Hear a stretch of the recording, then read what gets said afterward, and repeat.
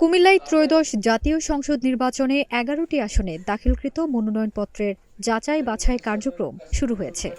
শুক্রবার সকাল থেকে জেলা প্রশাসকের কার্যালয়ের সম্মেলন কক্ষে এই যাচাই বাছাই কার্যক্রম পরিচালনা করেন জেলা প্রশাসক মোহাম্মদ রেজা হাসান।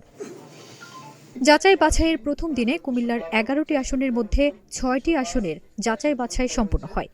এ সময় হেভিওয়েট প্রার্থী ড খন্দকার মোশাররফ হোসেন সহ একাধিক প্রার্থীর প্রার্থিতা বৈধতা ঘোষণা করা হয়। বাতিল হয়েছে স্বতন্ত্র প্রার্থী সহ একাধিক প্রার্থিতা বাতিল করেছে রিটার্নিং কর্মকর্তা।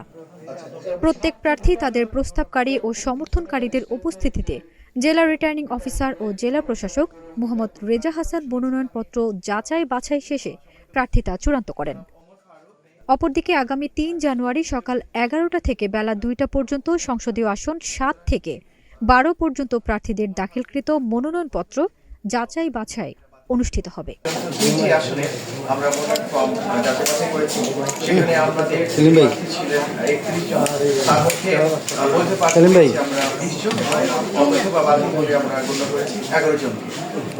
যারা বাতিল হয়েছে যদি সংযুক্ত হয় এই আদেশের বিরুদ্ধে তাহলে তারা আগামী ৫ তারিখ থেকে তারা আপিল করতে পারবে নির্বাচন কমিশন সচিবালয়ে এবং আমাদের যে প্রক্রিয়া সেটি আজ এবং কাল চলমান।